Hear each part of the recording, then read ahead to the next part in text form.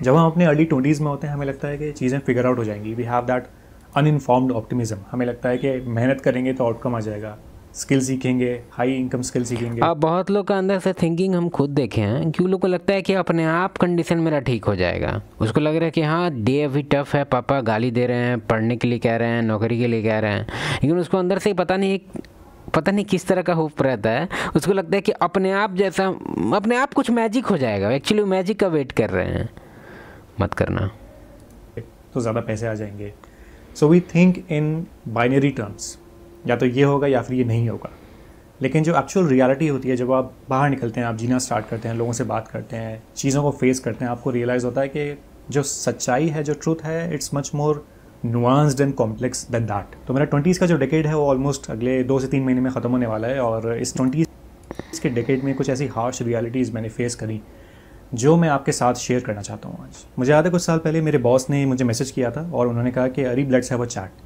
और वो मैसेज उतना ज़्यादा डिस्क्रिप्टिव नहीं था, लेकिन उस मैसेज को पढ़ के मैं ये सोचने लग गया कि पता नहीं मैंने ऐसा क्या काम कर दिया जिसकी वजह से मुझे मेरे साथ मीटिंग करने वाले हैं ये, because he was a senior leader in the organisation. और मैं अपने माइंड में सोचने लग गया, मैं सिनेरियोज़ बनाने लग गया, कहीं ये तो नहीं है, कहीं वो तो नहीं है, क्या मैंने कुछ गलत कर दिया है, कुछ डेडलाइन मिस हो गई थी क्या, कुछ quality of work was drastically reduced. तो मैं माइंड में अपने सिनेरियोज़ बनाते बनाते एक कंक्लूजन पे पहुंचा कि कहीं ये मुझे जॉब से निकालने तो नहीं वाले। मेरे हिसाब से अगर ऐसा सिनेरियो मेरे साथ भी हुआ है बहुत बार, मेरे हिसाब से ये सब चीज़ में ज़्यादा कुछ मत सोचा करो। तुम एक तरह से मेरे कहने का यही मतलब है कि ज़्यादा डिपेंडेंट अगर किसी चीज़ पे रहेगा ना, तो उतना ही ज़्यादा तुम्हारा हमेशा कलेजा कांपते रहेगा। ठीक है, तो ऐसा कुछ अपना लाइफ को तुम बना के रखो पहले से ही कि हो सकता है कि जो तुम्हारा सबसे बड़ा डर है कि तुमको लात मार के निकाल दिया जाएगा जॉब से, तो उसके बाद तू क्या क्या करेगा? उसके बाद तू कुछ तो करेगा ना। तो कुछ ना कुछ ऑलरेडी अपने आप को इतना स्ट्रांग बना के रखो कि कोई भी ऐसा सिनेरियो नहीं है जो तुम फेस ना कर सको एकदम आराम से चिल मार के। ठीक है, बॉस अगर हमको निकाल भी देगा उस दिन, कोई बात नहीं है, हम कुछ ना कुछ करे लेंगे, तब तुमको डर नहीं लगता। लेकिन अब तुमको पता है कि तुम तो है बेवकूफ़, अगर ये तुमको लात मार के निकाल दिए तब तुम बेरोजगार और तुम ज़िंदगी भर ऐसी रहेगा। तुमको ऐसा डर है, मतलब तुम डरपोक है। और मान लिया अभी सर को तो शायद नहीं कुछ बोले होंगे क्योंकि सर तो काफ़ी अच्छे हैं। देन इवेंचुअली वो मीटिंग होती है, मीटिंग में वो मुझसे बात करते हैं और वो मुझसे पूछते हैं कि Hari how are things going on, how is your job going on, workload कैसा है, and any feedback for us. So he was just having a casual chit chat. ऐसा हम इसका रीज़न बता देते हैं क्योंकि हम बॉस कभी नहीं रहे हैं, लेकिन हम एम्प्लॉय रहे हैं और अभी कुछ टाइम पहले तक भी थे। अभी तो मेरा 3 चैनल है, ये चैनल तो 1.5 महीना हुआ है, अच्छा खासा टाइम से हम यूट्यूब पे हैं। तो अब यूट्यूब हमको थोड़ा इंडिपेंडेंट बना दिया है, तो उसको लेके हम जॉब छोड़ दिए हैं। लेकिन फिर भी एक चीज़ तुमको हम बताएंगे कि ये जो कह रहे हैं कि बॉस बुला लिया कैजुअल ऐसे ही कुछ बात करने के लिए, भाई बोर हो जाता है कभी कभार लोग, तो सोचता है कि कुछ केकरो एम्प्लॉय को उठा के थोड़ा ज्ञान की बातें कर लें। ठीक है, अब तुम खुद सोचो ना कि कभी कभी तुम भी बोर हो जाते तो कैसे किसी दोस्त को फ़ोन लगाने लगता है अपना बकवास बताने के लिए। सेम चीज़ है। अब वो बॉस कोई कंपनी खोल लिया तो कोई महान नहीं हो गया वो। हाँ ठीक है, महान नहीं, महान का तो लकी भी होता है, लक भी एक बहुत बड़ा फैक्टर है, तुमको ये चीज़ समझना चाहिए। तुम खुद देख के देखो, अभी ट्रेंडिंग पेज खोलेंगे तुमको पता चल जाएगा लक किस बारे में हम बात कर रहे हैं। It was nothing that I imagine in my mind. तो हार्श ट्रूथ जो है वो यही है कि जितनी भी हमारी सफरिंग है वो सेल्फ इन्फ्लिक्टेड होती है। आपके जो रिएक्शंस हैं, आपके जो सच्चाई को लेके इंटरप्रिटेशंस हैं, या सच्चाई से रिलेटेड जो एक्सपेक्टेशंस हैं कि चीज़ें ऐसी होनी चाहिए, they cause more suffering in your mind as opposed to the actual suffering that exists in reality. You suffer more in imagination than in reality। एक कोड भी है, इसको लो और रूम में चिपका लो, क्योंकि मेरे हिसाब से आगे का जितना भी सिनेरियो आएगा, तुम ज़्यादातर अगर तुमको सफरिंग होता है और तुमको बहुत डर लगने लगता है, वो तुम्हारी इमेजिनेशन की वजह से डर लगता है। ठीक है, तुम्हारा एक्चुअल कोई ऐसा एक्सपीरियंस नहीं रहता है डरावना। तुम अभी देखा कहाँ है एक्सपीरियंस? अगर तुम अब तुम बोलेगा तुम कहाँ देखा, सही बात है, लेकिन तुम खुद इमेजिन करके देखो कि अगर अभी तुमको हम भेज देंगे ऐसे ही यूक्रेन में भेज देंगे रसिया से लड़ाई करने के लिए, तुम बोलेगा हाँ हाँ चल जाएंगे पैसा तो मिलेगा ना। बउआ जो वहाँ गया उसका कभी कन्फेशन देख लेना, रेडिट कोरा कहीं कहीं बम न है ना डायरेक्ट गांड में घुस जाता है। कई बार हम अपने माइंड में इतना ज़्यादा सिनेरियोज इमेजिन करने लग जाते हैं कि इतनी एक्चुअल में वो चीज़ कड़वी नहीं होती या फिर हर्टफुल नहीं होती जितना हम उसके बारे में सोच सोच के अपने आप को हर्ट करते हैं। The second harsh truth is that people will respect you only as much as you respect yourself. कई बार हमें लगता है कि सामने वाला हमें इतना रिस्पेक्ट क्यों नहीं दे रहा, सामने वाला हमें अंडर पे क्यों कर रहा है, सामने वाला हमारी बाउंड्रीज को रिस्पेक्ट क्यों नहीं कर रहा, हमारी प्राइवेसी को या प्राइवेसी को रिस्पेक्ट क्यों नहीं कर रहा। And that is because you are tolerating being ignored, you are tolerating being walked. इसके पीछे एक थ्योरी है बेसिकली, हम वो पहले क्लियर करना चाहते हैं। हो सकता है सर क्लियर ना करे तो हम ही पहले क्लियर कर देते हैं। देखो ज़्यादातर जो लोग हैं ना, तुम खुद सोच के देखो, वो फर्स्ट मीटिंग में कभी तुमको कोई हाई डिसरिस्पेक्ट कर ही नहीं सकता। अगर कर भी रहा है ना, यानी कि या तो बेवकूफ़ में कोई प्रॉब्लम है, जो पावर डायनेमिक हर जगह खेलते रहता है डोमिनेटिंग गेम, हाथ मिलाएंगे तो हाथ दबा देंगे चूतिया जैसा। रेयर परसेंटेज है उस टाइप का आदमी से तुमको मिलना। फर्स्ट मीटिंग सेकंड मीटिंग में जनरली कोई भी तुम पे बुली नहीं करेगा, ठीक है, कोई भी तुम पे डोमिनेटिंग नहीं होगा, कोई भी तुम्हारा इस तरह से, जो अभी सर का जो पॉइंट है, कहाँ गया point, people only respect you as much as you respect yourself. ये तुम्हारा बॉडी लैंग्वेज, तुम्हारा लैंग्वेज, तुम्हारा एक तरह से औकात, किस लेवल का तुम अभी एम्प्लॉय है, तुम उससे ऊपर है या नीचे है। अगर सेम लेवल का है तो बाकी सारा फैक्टर क्या है, तुम्हारा बॉडी कैसा है, हाइट कितना है तुम्हारा। हम मानते हैं हाइट बोलते ही फट जाता है तुम लोग का, लेकिन तुमको एक चीज़ मानना पड़ेगा, हम लोग एनिमल है, ठीक है, और एनिमल वाला नेचर रहेगा ही रहेगा, कितना भी सप्रेस कर दो सिविलाइजेशन खड़ा करके, ठीक है। तो सारा कुछ मैटर करता है। हाइट कम है, जिम जाओ, थोड़ा बॉडी वॉडी बनाओ, क्योंकि तुमको पता होना चाहिए कि मुंह बंद रहता है ना जब, तो तुम्हारा बॉडी चिल्लाते रहता है, समझा, बॉडी आपस में बात करते रहता है। बॉडी लैंग्वेज बहुत बड़ा चीज़ है। कभी एक बार कोई भी बुक उठा के देखना, बॉडी लैंग्वेज पे बहुत सारा बुक है या कोर्सेज वगैरह भी हैं, तुमको पता चलेगा कि बॉडी लैंग्वेज कितना ज़्यादा इंपॉर्टेंट चीज़ है। तो मेरे हिसाब से अगर तुमको कोई डिसरिस्पेक्ट कर रहा है तो ये मत सोचना कि उसमें उसी का गलती है। तुमको नहीं पता कि वो कितने आदमी को उस लेवल का रिस्पेक्ट करता है जिस लेवल का रिस्पेक्ट तुम उससे चाहता है। वो ऑलरेडी बहुत लोगों को उस लेवल का रिस्पेक्ट दे रहा है, लेकिन तुमको नहीं दे रहा है। क्यों नहीं दे रहा है? क्योंकि तू लायक नहीं है उस रिस्पेक्ट के। लेवल 1, लेवल 2, लेवल 3 का डिसरिस्पेक्ट तुम पे डाला होगा और तुम उसको वैसे बिहेव किया होगा कि हाँ भाई कोई दिक्कत नहीं है, कभी उसको तुम टोका नहीं, सोचा कि भाई कॉन्फ्लिक्ट हो जाएगा, नहीं। लेवल 1 2 टोकने का भी तरीका होता है कि तुम बटहर्ड वे में, मान लिया अगर तुमको कोई छोटा सा मजाक उड़ा दिया, तुम पूरा सीरियस हो गया, चुतियापा। तुमको हैंडल करने आना चाहिए कि कैसे अगर कोई छोटा मोटा का लेवल का डिसरिस्पेक्ट आता है तो हम कैसे हैंडल करें। आगे बढ़ते हैं। रिस्पेक्ट क्यों नहीं दे रहा, सामने वाला हमें अंडर पे क्यों कर रहा है, सामने वाला हमारी बाउंड्रीज को रिस्पेक्ट क्यों नहीं कर रहा, हमारी प्राइवेसी को या प्राइवेसी को रिस्पेक्ट क्यों नहीं कर रहा। And that is because you are tolerating being ignored, you are tolerating being walked upon, you are tolerating being underpaid. जितना आप अलाउ करते हो अपने आप को, उतना ही ज़्यादा लोग आपका फ़ायदा उठाते हैं। And that is also tied in with the concept of self image. Self image का कॉन्सेप्ट ऐसा होता है कि हम अपने आप को जिस तरीके से देखते हैं, जिस तरीके के थॉट्स हमारे माइंड में चलते हैं, उसी के अकॉर्डेंस में हम लोग एक्ट करते हैं। अगर मैं अपने माइंड में, मेरी इमेज है कि मैं एक लूज़र हूँ, मैं फेलियर हूँ, मेरे से चीज़ें नहीं होती हैं, तो मैं उस, अगर है भी ना तुम्हारे अंदर इमेज, हम जानते हैं बहुत लोग का है ऐसा इमेज, तो उस इमेज को अपना उसका बत्ती बनाओ, डाल लो अंदर। है तो है, काहे दूसरे को तू बता रहा है कि तू है चुतिया? ठीक है, तू अंदर से है चुतिया, तो काम कर उस पर, एक एक करके लिख अपना कमजोरी। बॉडी है पहले तो मेरे हिसाब से हाई रिकमेंड अगर हम कोई देना चाहेंगे तो वो ये करेंगे कि पहले बॉडी वॉडी खा पी के थोड़ा स्ट्रांग हो जा। यही चीज़ मेरे पे भी अप्लाई हो रहा है, हम भी हो रहे हैं। बीच में मेरा तबीयत काफ़ी डाउन हो गया था, इसलिए थोड़ा स्किनी हो गए हैं हम। ऐसे कैमरा का एंगल अच्छा नहीं तो तुम लगेगा कि और ज़्यादा पतला, लेकिन इतना पतला भी नहीं है।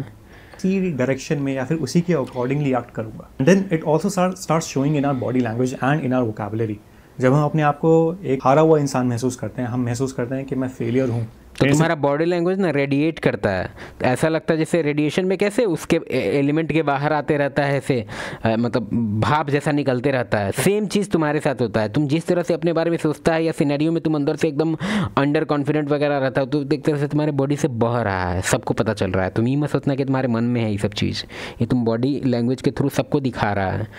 इमेजिन करो तुम नंगा खड़ा है, कुछ नहीं होगा, तो हमारी बॉडी लैंग्वेज में दिखता है। हम थोड़ा सा झुक के रहते हैं, हम थोड़ा सा फिडलिंग भी कर रहे होते हैं। हमारी वोकैबुलरी में वो शो होता है। वोकैबुलरी में कैसे? वोकैबुलरी में ऐसा शो होता है कि यार ये तो यार उससे हो गया, मेरे से कहाँ हो पाएगा, ये तो यार उसके पास इतना कुछ था, उसके पास इतनी रिसोर्स थी, हम लोगों में से कहाँ हो पाएगा, ये सारी चीज़ें। तो ये सारी जो लिमिटेशंस हैं, वो माइंड की लिमिटेशंस जो हैं, हो सकता है वो रियलिटी बेस्ड भी हों, but a lot of these limitations are self imposed. वो हमारी सेल्फ इमेज जो हमने कंस्ट्रक्ट कर ली है अपने माइंड में, उसी के अकॉर्डेंस में हम एक्ट करते हैं। और वो सेल्फ इमेज जो है वही हम प्रोजेक्ट करते हैं बाकी लोगों के ऊपर भी। अपने लिमिटेशंस, अपने लिमिटिंग थॉट्स हम दूसरे लोगों के ऊपर प्रोजेक्ट करते हैं। And people can see that this person is kind of a loser person, this person is kind of a failure person. इसमें एक चीज़ बोलना चाहेंगे, मतलब हम क्या ही बोलें, इसको बोलते हैं एक उसका वर्ड था खास, हम भूल गए हैं वो वर्ड, लेकिन उसके कहने का मतलब ये था ना, इसके पीछे थ्योरी है बेसिकली, और ये बहुत सत्य है, मतलब इतना सत्य है कि क्या ही बताएं। बहुत लोग ना इस चीज़ को अपने ह्यूमर में ऐड कर लेता है कि वो अपने आप का बेइज्जती करता है किसी भी सर्टेन सिनेरियो में किसी को हंसाने के लिए। अरे जानता है आपको आगे नहीं मतलब अपने आप पे हंसता है, हंसवाता है सबको, और उसके बाद अपने बारे में बुराई करता है। अरे यार मेरा लक ही ख़राब है, अरे यार मेरे जैसा चुतिया लड़का से कौन शादी करेगा, अरे यार मेरे जैसा चुतिया दिखने वाला लड़का कहाँ मिलेगा दुनिया में, अरे यार जानता है यार मेरा तो किस्मत ही ख़राब है, अरे यार।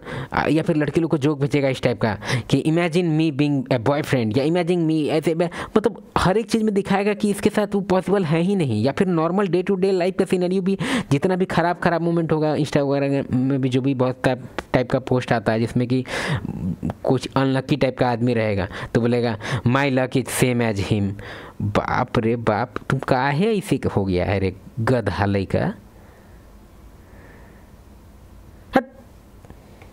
ऊपर हम वॉक ओवर भी कर देंगे, इसके ऊपर हम कुचल भी देंगे इसको, तो भी इसको कोई ऐसा फर्क नहीं पड़ेगा, because you are acting in that way, you are allowing them to walk over you. Third harsh truth की बात करते हैं। ये जो एज है सोशल मीडिया की एज में अटेंशन पाना बहुत ज़्यादा आसान हो गया है, और हमें लगता है कि अटेंशन ही है जो कि हमें चाहिए। जो हम ट्रैवल व्लॉग्स बनाते हैं, या फिर ट्रैवल व्लॉग्स में स्पेसिफिकली हम दिखाते हैं कि देखो मैं यहाँ पे घूमने गया हुआ हूँ, देखो मैं आज ये वाला फैंसी रेस्टोरेंट में या फैंसी कैफ़े में हूँ, और मैं ये बहुत ही बढ़िया सी डिलीशियस चीज़ खा रहा हूँ, या फिर मैं ये सेम चीज़ चलता है तुम्हारे फ़ोन पे। अभी फॉर एग्जांपल मेरा एक फ्रेंड है, ठीक है, वो आईफोन लिया है, वो भी सबसे लेटेस्ट 1,80,000 के आसपास उसको पड़ा है, ठीक है।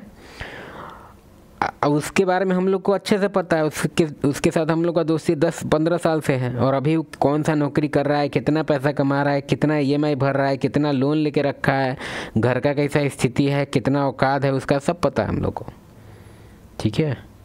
आखिर तुम जो सोच लेता है कि आईफोन लेके हम बहुत महान हो गए हैं, क्यों ऐसा सोचता है तुम? क्या है, हमको तो ये अजीब लगता है कि इंडिया इतना बड़ा मार्केट कैसे बन गया एप्पल का। साला तुमको तेल भराने का पैसा नहीं है, जब तुम्हारे साथ कोई पार्टी करता है तो एक तो तुम दूसरे के पैसा से खाता है, और खाने के बाद कहता है कि भाई घर ले जाएंगे पैक करवा देना। साला इतना गिर के बोलेगा तो पैक तो करवाना ही पड़ेगा, लेकिन तू इतना बड़ा चूतिया कैसे हो सकता है? उसके बाद मोबाइल निकालने में तुमको शर्म नहीं आता है, जो तुम कैमरा के पास पहुंच जाता है आईना में फ़ोटो खींचने के लिए। और ये चीज़ हम बहुत को देखे हैं, साला औकात उसको रहता है लिट्टी चोखा खाने का नहीं, और वो आईफोन लेके गधावा घूम रहा है बिना कवर लगाए, लेकिन एप्पल है, एप्पल है। क्योंकि रेडमी रियल में ये चीज़ अच्छा किया है, उसी के जैसा सेम टू सेम फ़ोन सब निकाल दिया है। कभी लोग को फट रहा है तो ये लोग एकदम कवर नंगा करके रखेगा, और नहीं हो फ़ोन आएगा तो फ़ोन लेके हेलो चूतिया कहीं का। फ़ोन से तू अपना वैल्यू बढ़ाना चाह रहा है। तू मेरे हिसाब से पूरे एक क्वेश्चन का जवाब दे, तू किसको दिखा रहा है? तेरे सारे रिश्तेदारों को पता है कि तू कौन है और तेरा कितना औकात है, और तू इस फ़ोन को रखने लायक है कि नहीं, ठीक है। और तुम किसको दिखा रहा है? रोड पर चलता हुआ आदमी को, जो अभी थोड़ा देर पहले BMW जाते हुए देखा है, रोल्स रॉयस देखा है, तो किसको दिखाना चाहता है? तो क्या सोच रहा है? तो यहाँ दो ही फैक्टर है, एक तो नॉन आदमी, उसके सामने फ्लेक्स करना है, तो उसको तो पूरा तेरा औकात पता है कि तू रख सकता है कि नहीं, तो वो अंदर से वो और सोच रहा है कि साला चूतिया कहीं का, कहियो तो साला उधारी मेरा अभी तक चुकाया नहीं है और आईफोन ले लिया है, पगला कहीं का। अब दूसरा आदमी जो तुमको जानता नहीं है, पहचानता नहीं है, वो थोड़ा देर पहले मर्सिडीज़ देख के आया है, उस पर बैठ के आया है, हो सकता है कि उसी का मर्सिडीज़ था, या हो सकता है कोई गरीब गांड है बाहर जो बैठा हुआ है ऐसे ही, और ऐसे ही सब्जी उब्जी बेच रहा है या फिर कुछ भी कर रहा है। मजाक देखो, अब कुछ कॉमेडी बोल देते हैं तो ये मत समझना कि हम अब गरीबी का मजाक उड़ा रहे हैं, नहीं। बात समझो, तुम लोग पीछे मत पड़ जाओ यार। वो नैका चैनल में हम कॉमेडी बंद कर दिए हैं जिसमें अच्छा खासा सब्सक्राइबर है, क्योंकि उसका सब्सक्राइबर भी ज़्यादा है तो कमेंट भी ज़्यादा आता है। कुछ भी ह्यूमर कुछ भी ऐड करेंगे सब साला पीछे पड़ जाता है। ये अबे थोड़ा तो रिलैक्स, ठीक है। तो दूसरा एग्जाम्पल क्या था, जो तुमको एकदम नहीं जानता है कि तुम कितना बड़ा गरीबी है, ठीक है, तो उसको क्या फ़र्क पड़ता है भाई? वो अभी थोड़ा देर पहले देखा है जी वैगन, ठीक है, थोड़ा देर पहले देखा है लगातार से ब्लैक फॉर्च्यूनर 5 गो लगातार, तो उसको नहीं फ़र्क पड़ रहा है तुम्हारे आईफोन। तो तू किसको फ़र्क पड़वाने के लिए खरीद लिया रे गरीबी? इस स्पेसिफिक जगह पे घूम रहा हूँ जहाँ कोई भी नहीं गया, या फिर मैंने देखो इस सेलिब्रिटी के साथ फ़ोटो खिंचवाया हुआ है, या फिर लिंक्डइन पे भी उसका सेलिब्रिटी वाला तो हमको तो ये समझ में ही नहीं आता है कि यार एक गरीब गांड तू क्या दिखाना चाहता है बे? तू मतलब तू सेलिब्रिटी के सामने अगर तू क्या दिखाना क्या चाहता है? हमको तो 100% पता है कि इसमें तेरा अपना कुछ नहीं है। तू फोटो रखा ही है अपलोड करने के लिए या किसी न किसी को दिखाने के लिए कि देखिए ना हम यहाँ कहते हैं मूवी क्या है। का एक दूसरा चेहरा दिखता है कि देखो मैंने ये डिग्री हासिल कर ली है, या फिर ये देखो मैंने ये कुछ अचीव कर लिया है, कोई अवार्ड मुझे मिला है। And these people often come only when they achieve something, वो यूजुअली पोस्ट नहीं करते। The youth is seeking attention on social media. Social media पे हमें चाहिए कि हमें लाइक्स मिले, हमें कमेंट्स मिले एंड वो वैलिडेशन मिले। लेकिन एक बात बताइए कि इस अटेंशन का एक्चुअल में करना क्या है? What do you want to do with that kind of attention? Attention तो उस इन्फ्लुएंसर को भी मिल रहा है जो कि नाले का पानी पी रहा है और रील्स बना रहा है अपनी इंस्टाग्राम, उसको भी मिल रहा है। So what is the difference and what is the value of getting such attention? जो आइडियल है, जिसकी तरफ हमें स्ट्राइव करना चाहिए, that is to earn respect. Attention. चलिए आगे बढ़ते हैं सर का आगे का point. Attention is not the same as respect. बिल्कुल सही। इसमें बहुत लोग क्या होता है ना कि इतना ज़्यादा लॉनलीनेस इसको होता है कि वो नेगेटिव अटेंशन को भी समझता है कि हाँ बढ़िया है। As respect. Fourth harsh truth के बारे में बात करते हैं। कई बार हम लोग एक्सक्यूजेस बनाते हैं कि यार जॉब से आया हूँ, अभी मेरे पास इतना टाइम नहीं है, बिजनेस तो बिल्ड करना था लेकिन अभी इतना टाइम नहीं है, इतनी एनर्जी नहीं है, तो बाद में बिल्ड करेंगे। जो कि एक्चुअल में हो सकता है आपके लिए सच्चाई हो। कई बार हम लोग ये भी कहते हैं कि यार ये एक चैनल स्टार्ट करना था या लिंक्डइन पे कंटेंट बनाना स्टार्ट करना था, लेकिन टाइम लिंक्डइन पे कंटेंट बनता है क्या? नहीं मिल पाता, आइडियाज़ नहीं आ रहे। जब चीज़ें ठीक हो जाएंगी तब कर लेंगे। सबसे पहले तो हमें ये रिकॉग्नाइज करना होगा कि दैट एवरीवन हैज़ चैलेंजेस। और जो लोग सक्सेसफुल होते हैं अपनी स्पेसिफिक डोमेन में, ऐसा नहीं है कि उनके पास हमेशा कम ऑब्स्टिकल्स होते हैं।